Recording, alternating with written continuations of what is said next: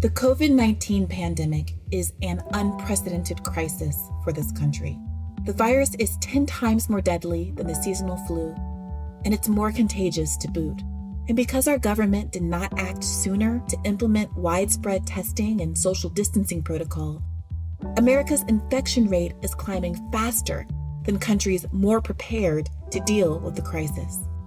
The Center for Disease Control has advised that we stay at home as much as possible, avoid groups of more than 10 people, disinfect surfaces, and wash our hands frequently. But the need to self-quarantine has some unavoidable economic implications. With employees grounded at home, industry is grinding to a halt, and food service workers, mail delivery workers, nurses, doctors, transportation workers, and others on the front lines are at high risk of exposure.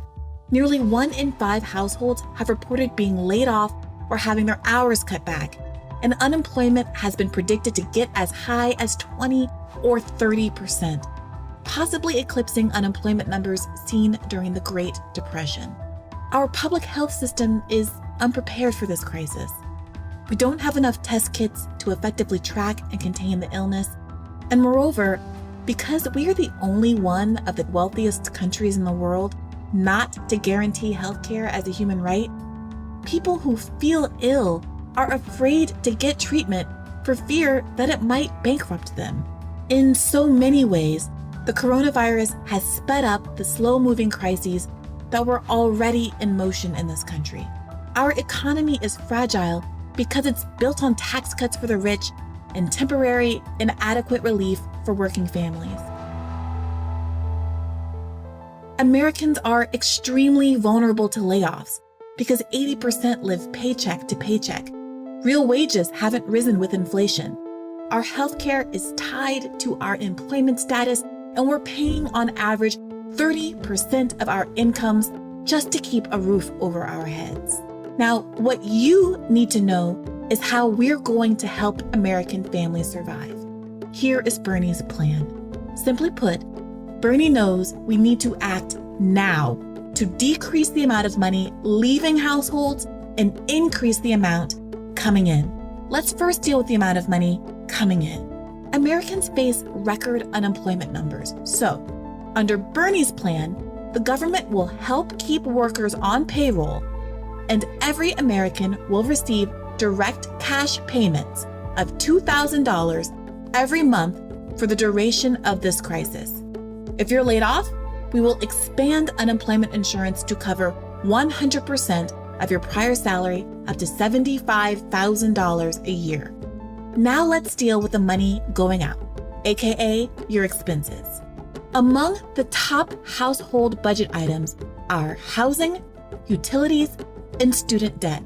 So Bernie is fighting to immediately stop all evictions, foreclosures, and utility shutoffs, and to suspend mortgage loans for your primary home. Additionally, he's fighting to waive all student debt payments during this emergency, and of course, in the long term, to cancel all student debt. Another huge expense for Americans is health insurance.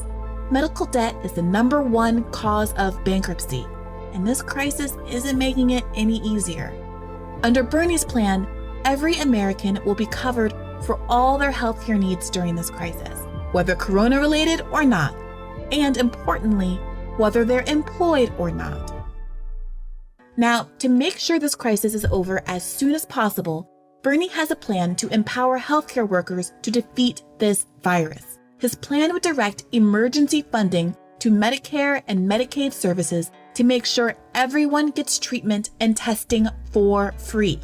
He would do what Trump won't and use the Defense Production Act to use existing emergency authority to mass produce critical supplies like masks, ventilators, and protective equipment necessary to keep our nurses and doctors safe. And finally, Bernie is clear that any bailout must go to the people, not corporations, not the pharmaceutical industry, but the people.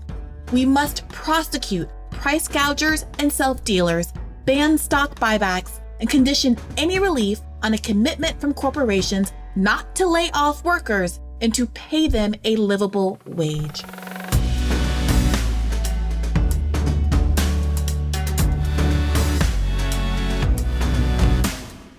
This is Hear the Bern, a podcast about the people, ideas, and politics driving the Bernie 2020 campaign and the movement to secure a dignified life for everyone living in this country.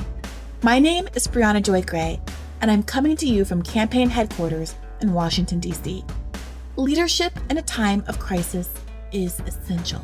That's why it's so critical that we continue to fight for Bernie to be the Democratic nominee. But I also understand how hard it can be to focus on politics at a time like this. So this week, I spoke to one of the best and most exciting communicators on the online left, Natalie Wynn. Natalie is the woman behind ContraPoints, a YouTube show which successfully brings the message of progressive politics to some of the darkest corners of the online alt-right.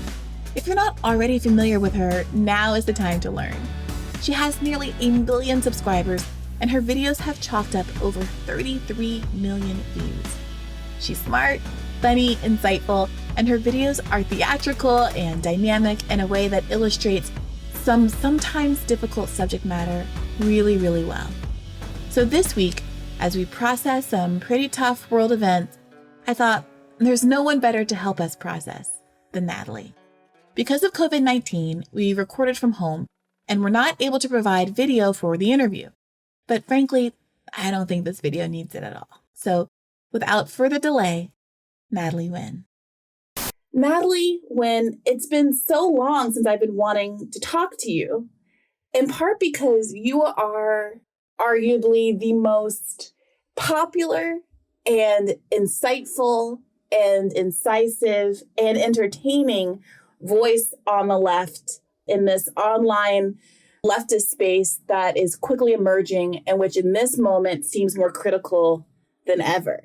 Can you tell listeners who might not be as familiar with you a little bit about who you are and what your background is? Yes, I'd be happy to, and thank you for having me on. My name is Natalie Wynn. I'm the creator of a YouTube channel called ContraPoints, which deals with politics and internet culture, I suppose.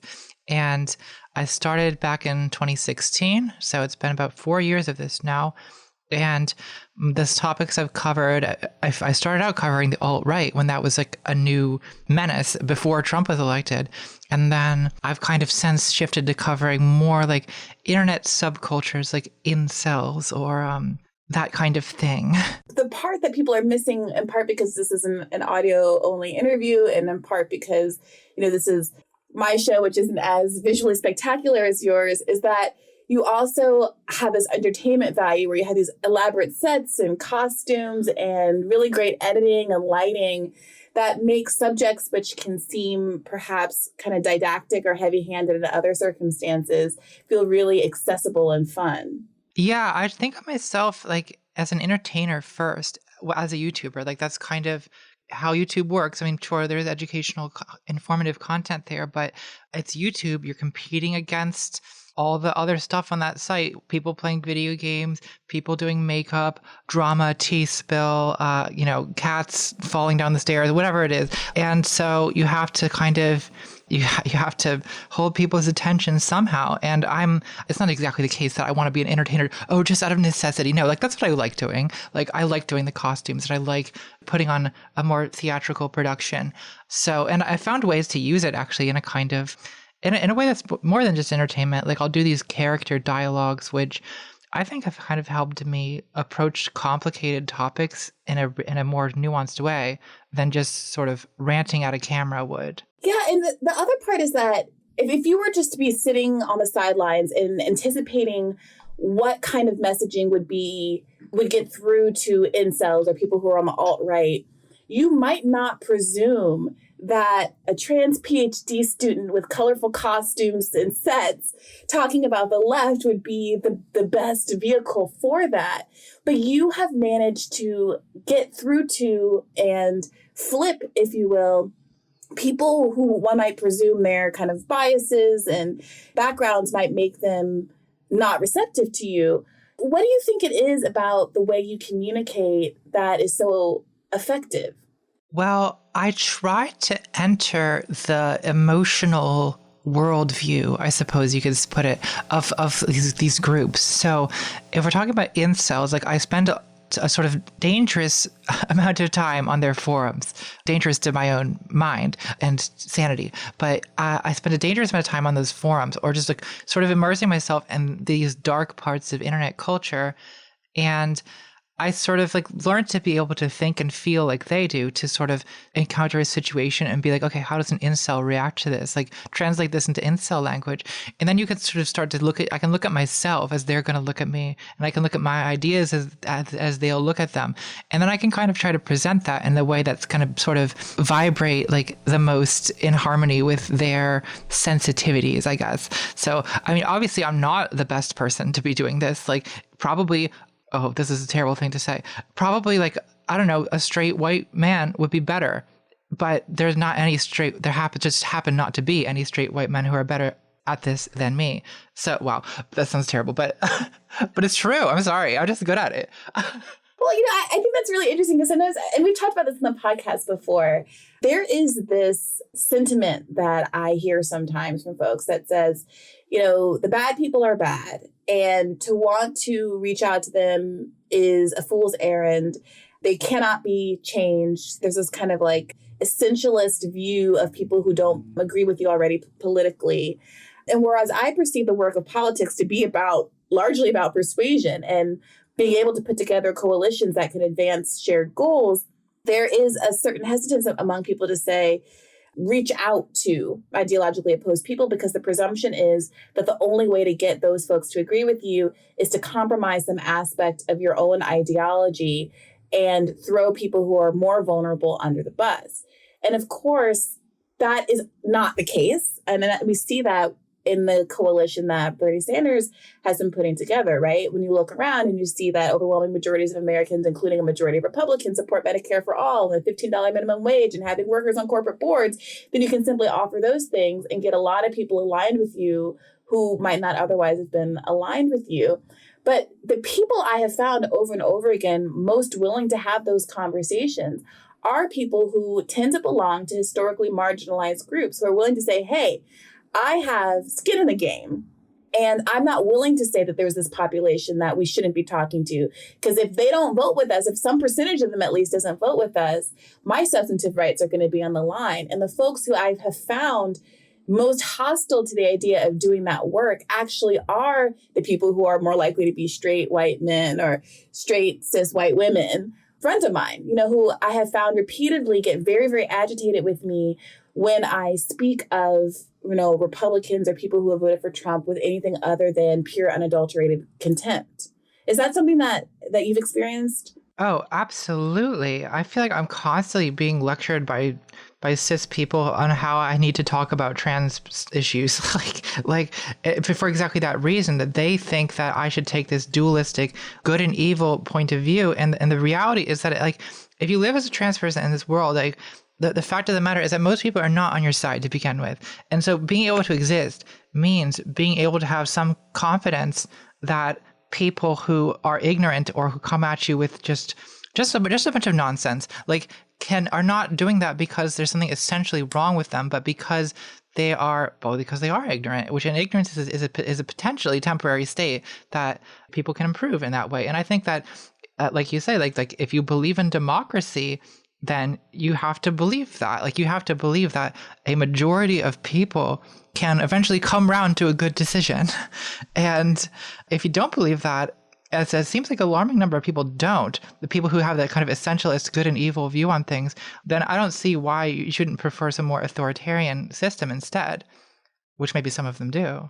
I mean, I think that's where we get into this mode that many people, not all people, many people in the Democratic Party seem to have been in for the last, let's say, 20 or 30 years of, neoliberalism. And of course, neoliberalism, it's not just some smear that, sometimes people online talk about it as, I hesitate to use the word because they characterize it as just a smear tactic against people who are closer to the center left.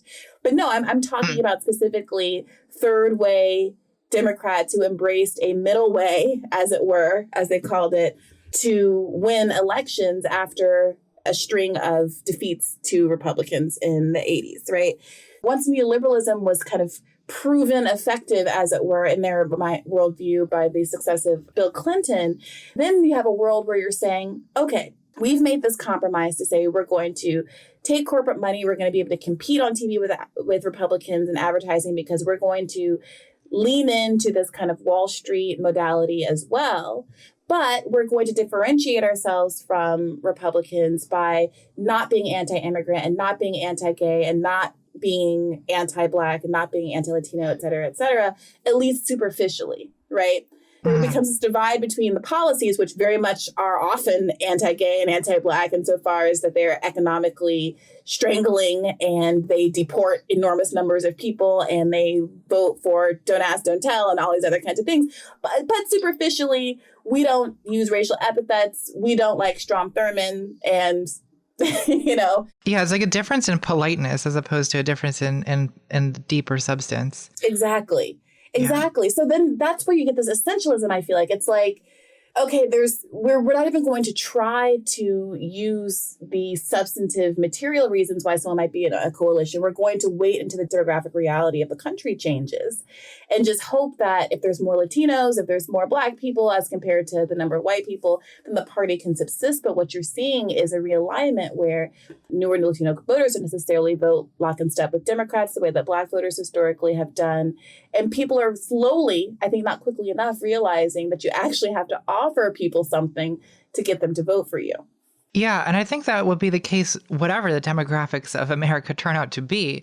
Like, I think that in the exact way that we have these sort of ideological justifications for inequality that work on white people, those will work just as well with not white people. So if you want a more socialist or more egalitarian economic society, then I don't think it's enough to simply wait for the demographics to change. Like, you do have to have you have to really convince people that this is something that will benefit them, because it will. So you're a Bernie Sanders supporter. Yeah. So what's your read? This is a really interesting moment that we're in.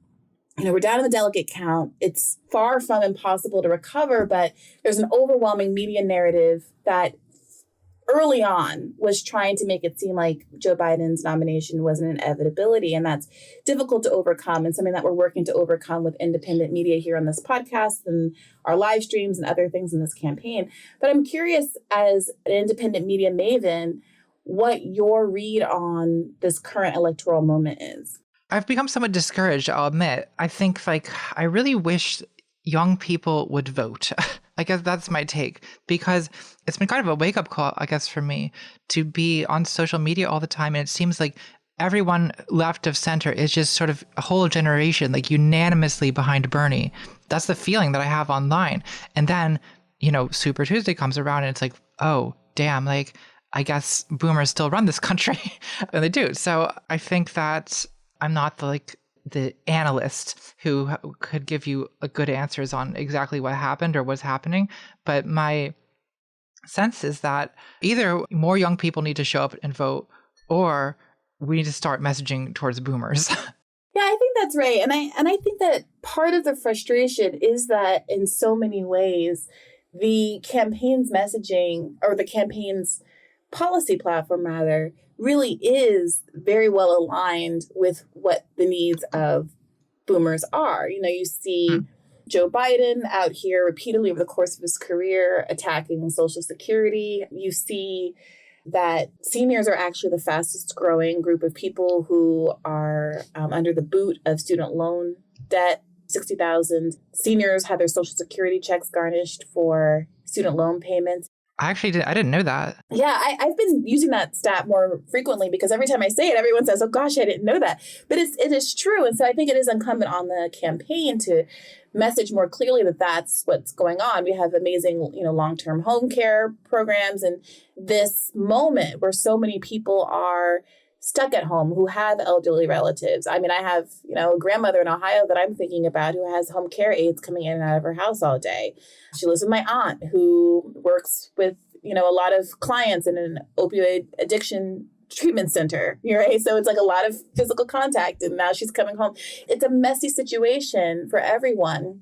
And this moment is really, I think, highlighting the extent to which Bernie's policies were a real prescriptive for this even before it happened. Oh, yeah. I mean, I would hope that this would be kind of a major wake-up call for a lot of people. I mean, having a major pandemic, and it turns out that like, oh, food workers and like house cleaners and hotel work, like they don't have paid sick leave. Oh, like there's 30 million people or 29 million people who don't have insurance, like, and can't get tested, won't seek treatment. Oh, well, these are all like public health hazards as much as they are like individual moral atrocities. Like, and I think that, especially when you have a disease that disproportionately like kills people over 60, like, and a president who just doesn't take it seriously at all, like maybe nothing ever will break the support of Trump among that core. But I would think that this might shake it a little bit. Well, I think it requires someone to draw really strong contrasts, I think, between how Trump is handling it and how it should be handled. And I think that what has been happening is that Democrats haven't always modeled what the response to various issues should look like, even while we critique what Trump is doing. And the gap, therefore, between what is and what could be is not so clear that it can jostle Trump supporters free from their preference of him, right? So this is something I remember I wrote a piece just before I left The Intercept that was a critique of the State of the Union speech and then response by, I think, Nancy Pelosi and Chuck Schumer had given the response, and then Bernie gave a follow-up response. And the contrast between Bernie's response and the Democratic Party response was really notable. And I find myself in this moment, again, thinking, what we need is someone who not can just say Trump bad. It's easy to be negative. It's easy to be critical. It's a lot harder to demonstrate what should be done. And so that's part of why I'm looking forward to. We're recording this on the Friday before it will be released. But tonight, Bernie is giving an address about another one of these coronavirus addresses in which some of these contrasts will be drawn. And I think this is exactly the kind of leadership we need in this moment, which unfortunately we're just not getting from the other candidates still in the race. Yeah, it would be good to see the Democrats show up to really like talk about how this should be done and seem competent and seem a contrast to Donald Trump's terrible mismanagement of the whole thing. Like, I think that would be very powerful. Well, so what are you seeing among because you have a closer proximity and a much more intelligent perspective, informed perspective on what's going on the right than most folks. I mean, I don't know if you saw this discourse on Twitter over this past week where Tucker Carlson, he was basically right. You know, it happens occasionally, yeah. And people are losing their minds, but people who've been following the right are saying, oh, no, Tucker Carlson has actually been good on this issue for a while, and that Fox News is kind of the last stop in right-wing messaging, not the first. And if you are at all immersed in this world, and this moment wouldn't be a surprise to you. So I'm curious, as someone who is immersed in that world, what are you seeing the response from the right? I'm curious whether there is any conversation about how the right or, people who are in leadership and how just the people on the right perceive Biden as a candidate. Because his argument, of course, is that he's going to be able to pull some of those Trump voters over because he just presents as a reasonable middle ground choice. I think that there's probably moderate Republicans who would vote for Biden. But I think so this is actually an argument I've been having a lot lately with like some friends and relatives who think that we should elect Biden because they think that he's more electable than Bernie. I probably would have thought that 4 years ago. Like back in 2016, shame to admit, I did support Hillary over Bernie because at the time, I didn't think that Bernie could be elected. I thought Hillary was a shoo-in. Oops. And I think, what convinced me otherwise actually was kind of seeing Donald Trump elected. And I think that sort of proved to me like, oh, all the conventional wisdom about what you need to be president, like that all turns out not to be true. And I think that having this core of passionate supporters, whereas Hillary sort of like, I had a lot of people like me who were like, sure, I guess, was kind of, my feeling, and I think a lot of people's feeling towards Hillary. And I think that there's actually something to be said for someone who has a passionate following and for someone who has like ideas that to a lot of people are shocking and new, which will draw in media attention. And I don't know, I just picture Bernie on a debate stage with Trump I just really see that working for Bernie. He's such a sincere and passionate believer in what he says. And Trump is such a duplicitous weasel that the contrast of the two of them, I think, I don't know, I kind of fantasize about it. Whereas with Biden and Trump, like, oh my God, like, it's just like two people who can't string a sentence together. Yeah, it's frustrating because, I mean, we literally saw this play out before, and and in either last week's episode or the episode before that, we set out in the intro clip exactly that argument, and we used some clips from 2016 showing how Trump was able to get to the left of Hillary on various issues. And to be really, really clear, this isn't to say that he actually was being authentic or truthful, or that he has at all legislated or ruled in a way that was in accordance with what he promised while he was running. But we're talking, if we can set aside how he is as a president versus how he was as a candidate, Trump as a candidate was able to position himself repeatedly to the left of Hillary Clinton, whether it was on the war in Iraq, whether it was on healthcare. He claimed not to want to have people die on the street, and that he wasn't just going to get rid of Obamacare. He was going to replace it with something that was better. He accurately diagnosed that premiums were growing and high under Obamacare and that people were struggling to pay for them again and again and again. Criminal justice issues. He was able to accurately critique Bill Clinton and Hillary Clinton's support of him at the time on the crime bill. So when you look at that and then look at someone like Bernie Sanders, and what we did last week is we played a clip of that debate. I don't know if you saw, in the weeks or the months after 2016, he did a debate with Ted Cruz on healthcare. And seeing how Bernie is able to withstand that kind of typical Republican critique by simply saying, hey, you know what? You're right. There are problems with Obamacare. There are problems with the ACA. Premiums are high. So I hope that you join together with me and fix that problem by supporting a Medicare for all single payer system. Right? I think really Bernie's going to be helped here by the fact that these policies, particularly Medicare, are popular and that they do address a thing that people really do want. And like you said, that's something that is going to be, it should be a challenge for Republicans that they're being forced to oppose something that is actually very popular. Now, Trump will say anything that he thinks will work. So that's, a little bit difficult. But at this point, when he's been in for 4 years, I think trust that he'll actually do anything that people want is kind of fading. I hope that's true. Are you seeing any waning of commitment? A little bit, yes. I would say that some people definitely, the coronavirus is kind of the last straw for them. But I also, we've kind of always known this about Trump. There is this, I don't know what it is, maybe 25% of this country that would run off a cliff with him. And, I think that just has to be taken as a constant and worked around. What would your advice be as someone who has been so successful in the left media space? I mean, part of what is frustrating, part of why our job is, I think, more difficult than perhaps others, is that we can't rely on the institutions that benefit from the status quo to help this movement, right? So we can't rely on the mainstream media. We can't rely on the millionaires who often are the people who are featured on those programs. We can't rely on CNN, who in their post-debate coverage includes on a 5-person panel Terry McAuliffe, who is a Biden endorser, as one of the objective voices without having anybody who represents the Bernie camp. We are going to have to rely on alternative media more. So what advice would you give both to the alternative media coming out of this campaign and to other lefties who want to build an infrastructure to continue to support left ideas and bolster the efforts of this campaign? Why do you think that you're so successful? Well, I think that my success is really limited to a particular sort of domain of ideas.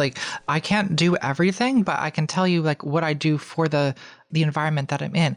I sort of came onto YouTube in the midst of a particular situation. So I've always talked a little bit more about kind of social justice left issues. I'm not so much a great speaker on the economic stuff, but I think that to me, it's about sort of taking the cultural temperature before making media. That is finding what it is. In this case, it was for me, finding what it is that people really don't like about the left. What is it that really puts people off about these social justice activists? And in my case, what I found was that you have kind of a generation raised on like 4chan and South Park, especially a generation of boys. They are really hostile to preachiness. They're really hostile to sermonizing. Like most people, they're opposed to being told what to do. So it turns out the way to get to them is to kind of refuse to be the screeching, cringy SJW they want you to be, and to be something that forces them to expand their mind to handle. That's, for me, is what worked initially. Now things have kind of changed, and like there's this whole world of leftist commentary on YouTube that just did not exist in 2016. Like when I started, there was the Young Turks, there was a community of feminist vloggers, but there was no left tube. There was no big community of leftist creators. It just didn't exist at the time. Well, now it does exist. So my hope for that world, and for the podcast world, and for all the alternative media that have sort of emerged to talk about leftist politics, is to keep in mind, don't get too lost in this kind of internal feuding, and don't get too lost in this world where it's like leftists making content for other leftists. Like, keep in mind that insofar as you're interested in persuading people, which I think a lot of political creators, that is what they're interested in, like keep in mind like a general audience. So I would say don't focus on so much. There's been so much talk about de-radicalizing the far right. And a lot of like the media coverage of me, for example, has been about like, oh, de-radicalizing the alt-right, de-radicalizing these alt-right people. And like, yeah, I definitely, like, there was a stage in my channel where I think that is like a lot of the persuasive work I was doing. But in general, I think that's not as it's not as constructive to try to win over devoted Trump voters as it is to speak to the center, speak to the general public. And I think that, there's some basic things like that. Like, I think, like you said earlier about worrying about the word neoliberal being sort of this slur against the center. Well, yeah, I think that attacking centrists as like, you dumb idiots, like why, like I don't think that works very well. People gotta get defensive when they've been attacked. So the tone has to be somehow inviting, like, and being so like holier than thou and so oppositional towards people who you want on your side is, I think, don't get caught up in this like I'm the farthest left, I am the most ideologically pure, like this like silly competition that seems to dominate on Twitter especially. This is not helpful. It's not real work. It's not activism. It doesn't do anything. I think that, the real work is messy. You have to talk to people who don't agree with you, and you have to enter into perspectives that are pretty different from your own and see how people are thinking and what they're afraid of, what they want, what they're hoping for. And you have to be able to kind of access all of that. So I guess my advice to creators who want to reach that general audience, which is also good for your platform because you're going to have more viewers, more listeners, more readers, is try not to get sunk into this like alienating leftist echo chamber where it's a lot of like Marxist jargon and a lot of assumptions made that, of course, we all agree on these things that most people don't believe. It's more basic, I guess, in a way than you might think. And I think it's great to use particular situations to illustrate the general ideas. Like coronavirus, I think is a great way to talk about universal healthcare, for example, or universal Medicare. It's a great way to talk about a lot of these things. So that, I think, that kind of thing is an accessible way to make media that catches people's attention. And then if you can do it in that inviting, as I say, kind of way, as opposed to the oppositional, confrontational kind of way, there's room, I think, for different creators and different styles. But I've always found that I gravitate towards the inviting one. I find it most persuasive and most effective. So for people wanting to do that kind of work, I recommend that approach. I think that's right. I think that there is sometimes a hostility to the so-called normie. Absolutely. And if you're talking about coalitional politics, what you're talking about is building majorities, which are definitionally kind of the norm. Like you're trying to make your ideas the norm. Like you want to be the normie if you're winning. We've tried on this podcast. We've had, John Favreau on from Pod Save America, and I've been reaching out to some other folks who identify as somewhat more, I won't say moderate, but not quite as, kind of radical rose-bearing leftists, people who are part of other campaigns who supported Elizabeth Warren, but who broadly share these goals of universal health care, universal child care, which Biden doesn't support, universal pre-K, all of these kinds of things. And to talk about why, given how much we have in common, there is still some hostility. And so if you're listening and you're someone in that group, or you have a suggestion of someone who you think might be a good person who'd be willing to have that conversation with me, please let me know, because that's exactly the work we need to be doing writ large. And if we can model that in certain ways on this podcast, I think it will be enormously helpful, not just in the context of this race, which I want to emphasize is still winnable and very much ongoing, but broadly to the work that we're all going to have to do regardless of who wins. Well, when Bernie went on Joe Rogan, I know this was a huge source of controversy. I thought it was a great idea because to me, like, the point of a campaign, maybe this is controversial, but it's to win an election. And, we have electoral college, so it's not just popular vote, but essentially it means you need 51% of people on your side. Well, 51% of America, like, think about how many different types of people that has to include. And so, like you said, it's coalitional politics. Like, in order to make this work on a big stage, like, this cannot function like a Twitter click where everyone agrees on everything. Like, to have a coalition that's big enough to win an election, you have to include a lot of people you have major disagreements with.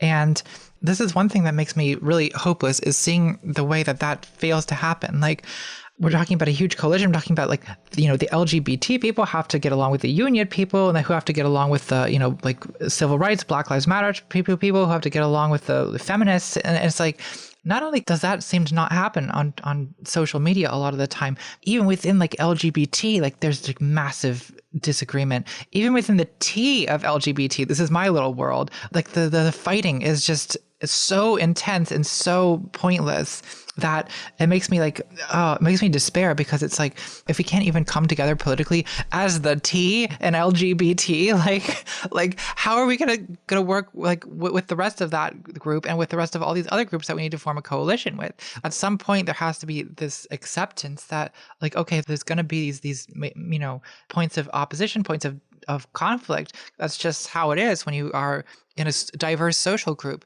But I think that trying to work through those disagreements in a more constructive way than just sort of canceling people or saying you're evil, or the kind of dualism, right? Or, even beyond that, just, like, making the pragmatic decision, like, okay, look, even though maybe I disagree with you, maybe I don't like you, maybe I hate you, but, like, that, like, so what? We have a goal to accomplish, and that means working together at these critical moments. Right. This is a little spicy, but I think that your point about cancel culture is really apt. It seems, to what we were talking about before, how it sometimes feels like the people who have least at stake are the quickest to cancel or the quickest to not want to engage. I fully understand, look, as a woman, as a Black person, as, all of the things that would make me obviously very upset about forms of bigotry that persist. It is frustrating to me that people default so quickly to disengagement as somehow the more courageous stance. I don't want to say that, like, canceling people is kind of, like, cowardly, because I understand that there's legitimate emotional responses to people who've done terrible, terrible things. And on an individual level, no one should have to engage. If you have been sexually assaulted, you shouldn't have to engage with someone who has been accused or convicted of the same, or, on and on down the line. But as a culture, it seems like the response to some of these things, it stops and starts at canceling, as opposed to thinking about what penance, accountability, all these other things look like, which are a lot harder. And I think in a lot of ways more socially constructive. Yeah, I 100% agree that no one has to engage. This is not an obligation. People are absolutely entitled to their emotions. You're entitled to your righteous anger, like 100%. But I guess the thing I want to see change is, like, I think it needs to be openly acknowledged that raging on social media does not help. Like, this is not activism. This is not doing anything. It might feel good. It might be a reflexive response. Okay, that's valid. That's allowed. But it's not work. It's not helping. It's not activism. And I think that I like to see more appreciation, I guess, for the people who do the dirty and difficult and thankless work of sort of trying to overcome, trying to be patient with people and trying to overcome these kinds of disagreements, because I think that does it always work? No. Does it work most of the time? Probably not. But it's more effective than, I think, just raging. So I think that just like we have to make room for diversity of viewpoints, like we have to make room for a sort of diversity of strategies. And just because you are really, really angry at centrists and you can't stand to talk to them anymore because of the things they've allowed to happen in this country, like, okay, I understand that. That's fine. That's valid. But also, don't then like also lash out at anyone willing to talk to them, because those people who are willing to talk to them, okay, so maybe they have different experiences, maybe they're more privileged, maybe not. But the fact that they're willing to do that is good for you. It's good for all of us. And I wish we could just acknowledge that there's reasons to talk to people who are not on our side, that are not just colluding with evil. It does feel sometimes, and I've this is another little spicy take. It does feel sometimes like it is more difficult to talk to, and I say this as someone who's, I'm thinking of my actual friends and peers here, but people who basically are Democrats, but who don't support Bernie Sanders because in their view, what his agenda is just too far-fetched to be practical. That's what they say anyway. It can be very difficult to talk to them, and almost more emotionally draining, because they purport to care about what I care about. They superficially say they don't want people dying in the streets. They make all of the noises that gesture toward having shared values. But the idea of impracticability becomes the kind of fallback position, or the hedge that enables them to support candidates who not only don't have an agenda that achieves those ends, but who are actively saying they will resist them. So you have Joe Biden on TV a week or so ago saying that even if Medicare for All passed the House and the Senate and got on his desk, he would consider vetoing it. Yeah, it's awful. Right. To me, that should have been, a 24-hour news event for weeks until Joe Biden was forced to backtrack that opinion. I mean, there's just there's no way around in the middle of an epidemic where people are dying and people are not getting tested, when people are spreading the disease more than they need to because they are afraid of incurring $3,000 or $20,000 cost in testing and treatment. That nugget, that fallback position is what so many people, and I think that they authentically believe that. And I don't judge them personally for it, because they've been told that for their entire lives, that better things aren't possible. But it can be frustrating to engage with folks who have that position, because it feels like we shouldn't have to fight that hard with folks who already agree with us kind of ideologically. Yeah, I have the exact same experience, and it is frustrating. And you do kind of wonder, like, but do they really support this, or are they just saying it's not practical to avoid arguing against it? Well, I think it's true that, especially I think, and the older you are, I think the more this is true, because this goes back so long. Like, there's such an instinctive, reflexive, deep, visceral opposition to like anything socialist in this country. But the thing is, like, that's changed so much in the last 10 years. Like, it's changed more than I ever thought it could change in this country already. And that makes me think, oh, things that were rules in 1990 are not rules now. And I mean, I remember in 2010, like, the people who were college age at the time, like, God, there was two camps. There was like the Obama camp that I was on, and then there was like this libertarian thing that was huge then. Ayn Rand, Paul Ryan, Ron Paul 2012, all that. Well, that's just gone now. And you see what college students are discussing, and like the huge number of them are basically just like openly socialists. It was nothing like that when I was in college. I mean, there was Occupy Wall Street. It was a thing. There were definitely college students who supported that, but the discourse has really, really changed. And a lot of it has to do, I think, with Bernie Sanders and with the fact that the younger generation has gotten more and more disillusioned with looking at their future and seeing all this student debt and seeing the stagnation of wages and all that kind of thing. Like, I do think that things that were once impractical, I think we need to sort of reevaluate what is practical, because that's not something that's eternal and fixed. Like, these things really can change. Yeah, and I think this crisis, as horrible as it is, and certainly nobody would ask for anything like this to happen, but if there's any silver lining, it seems to be the realization across the political spectrum that this crisis requires a mobilization effort that's tantamount to a wartime mobilization effort. And suddenly, everything that 2 weeks ago seemed impossible is on the table, even from Republicans. Even Republicans are the ones right now, in this moment, things might change by the time this airs, who are wanting to offer cash payments more than most Democrats. Of course, there are a lot of Democrats like Representative Waters, who is arguing for cash payments. Obviously, Bernie Sanders is as well. But, we're seeing a kind of a realignment. And the risk is that if in this moment, Democrats don't rise to the occasion, that the realignment could be an economic populist right that is offering up the economic support that people are clamoring for, and a Democratic Party who is more wedded to its Wall Street corporate interests.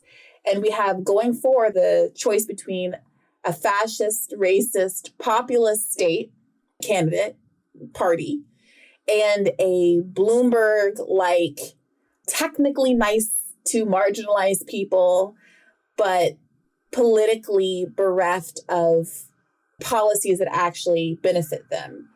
And I don't know what happens in that world. You're scaring me. That's a nightmare.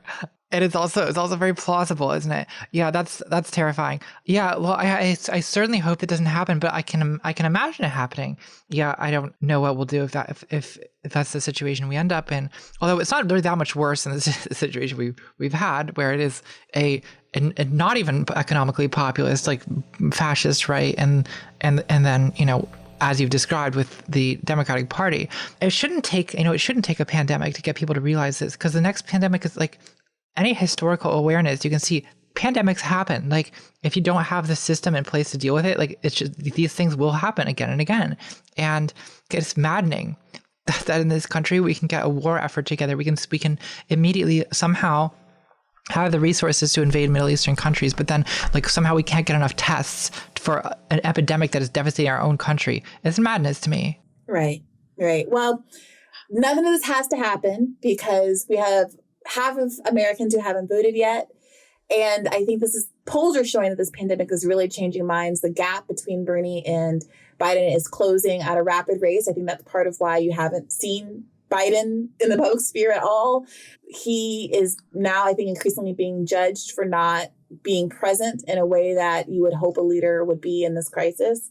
And I encourage everyone listening to keep phone banking, to keep organizing to the extent that you can at home. This campaign is better situated to do so than any other. And please continue to listen to and support Left Media. Natalie, can you tell people where to find you? Yes, I am ContraPoints on YouTube, on Patreon. That's how I fund the show, and on Instagram.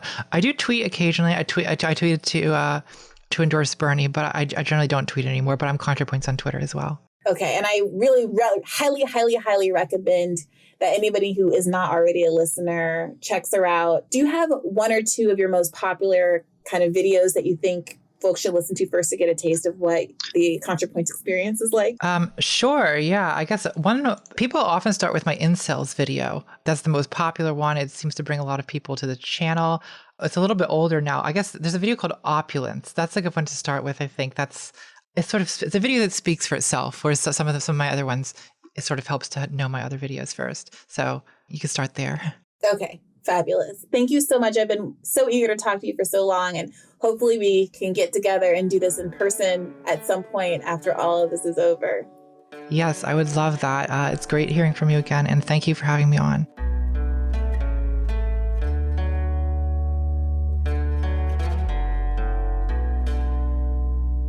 That's it for this week. Hear the Bern is produced by Ben Dalton and Christopher Moore. Let us know what you think at hearthebern@berniesanders.com, or else take to Twitter with the hashtag HearTheBern. I love to read your feedback on Apple Podcasts, YouTube, or wherever you get these episodes, so be sure to rate, review, or like us whenever you get a chance. Till next week. Hi, my name is Mary, and I'm a Bernie Help Desk volunteer. I wanted to read an email that we recently received. Dear Bernie, I'm a young insurance company worker in Los Angeles County. My husband and I are both out of work right now and home with our 5 and 7-year-old daughters. I live in Arizona. I am sick and also have underlying health issues. In the last week, I lost my job to coronavirus and will likely not be paid for any missed time. I also no longer have a place to live and will be moving back to my parents after camping out for a while to self-isolate. My company is forcing us to work despite instruction from the California governor and Los Angeles mayor.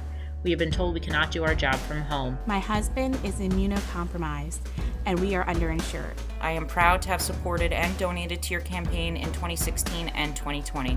I am brokenhearted that I was not able to vote for you, though, because of my health. In this time of chaos, you and your campaign have been the bright, shining beacon of hope. What I appreciate most about the tone Bernie has taken recently is that he's able to be hopeful without backing down from hard truths. Please help us, Bernie. My daughter has immunodeficiency, and I have to come into work every day. You are literally the only promise of hope for our current situation. I hope that you continue your campaign in spite of the odds against us.